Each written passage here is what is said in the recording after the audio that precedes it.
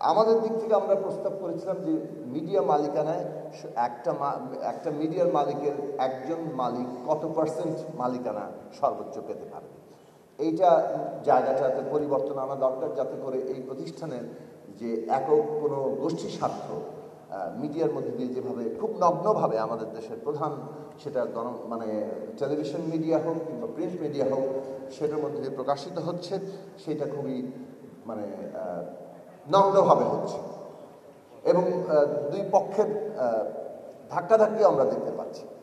তো সেইটা বন্ধ করতে গেলে মিডিয়ার মালিকানার কাঠামোর মধ্যে পরিবর্তন আনা দরকার। তারপরে হচ্ছে যে লাইসেন্স কীভাবে দেবে।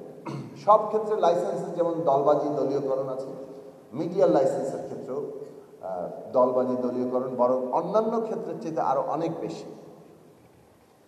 এখন এইখানে এই দলীয়কৃত মিডিয়াগুলো যদি এভাবেই কাজ করতে থাকে, তাহলে ক্ষমতায় যখন থাকবে ক্ষমতাসীনের অনুসরণ করা, ক্ষমতা বদলে গেলে নতুন ক্ষমতাসীনদের অনুসরণ করা, এইটাই চলতে থাকবে।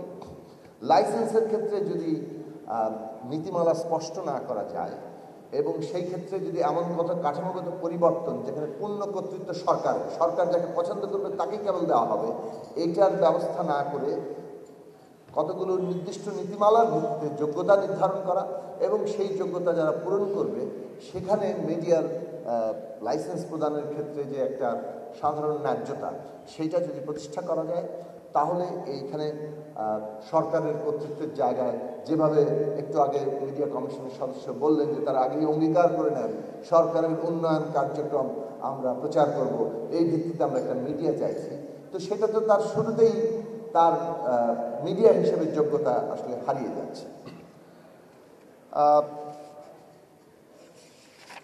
এখানে অনেকগুলো কথা তোলা হয়েছে, যে কথাগুলোর সাথে আসলে আলাদা করে দ্বিমত পোষণ করার কোনো জায়গা নেই। আমরা মোটামুটি মনে করি যে এই তিনটা বিষয় যদি একটা কাঠামোতে আনা যায়, তাহলে মিডিয়ার ক্ষেত্রে গুণগত পরিবর্তন হয়তোবা আসবে। আবারও আমরা এইটা বলতে চাই, বাংলাদেশের মতো রাষ্ট্র ব্যবস্থা, যেটা একটা বিকাশমান গণতান্ত্রিক ব্যবস্থা, এই ব্যবস্থায় এবং বাংলাদেশের স্পেসিফিক ক্ষেত্রে একটা ফ্যাসিস্ট ব্যবস্থা থেকে, কর্তৃত্ববাদী ব্যবস্থা থেকে আমরা গণতান্ত্রিক ব্যবস্থায় উত্তরিত হতে চাচ্ছি। সেইখানে মিডিয়াকে একটা স্বাধীনভাবে ভূমিকা পালন করতে হবে। অবশ্যই তাদের নিজেদের কোড অফ এথিক্স থাকতে হবে, যে কোড অফ এথিক্সের মধ্যে দিয়ে মিডিয়া চলবে, সেই জায়গা নিশ্চিত করা দরকার। কেননা ওইটা আসলে আমাদের এই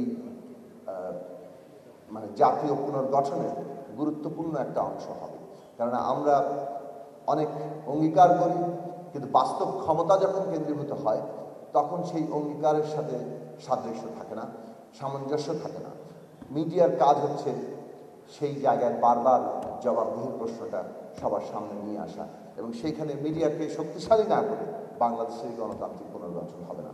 ফলে আমাদের ভবিষ্যৎ অঙ্গীকার আমরা আমাদের দল থেকে, আমাদের জোট থেকে যা করছি, সেটা হচ্ছে একটা স্বাধীন গণমাধ্যম ব্যবস্থা গড়ে তোলা, যে গণমাধ্যম ব্যবস্থা আমাদের দেশের সকল কাজকেই জবাবদিহির আওতায় আনতে পারবে।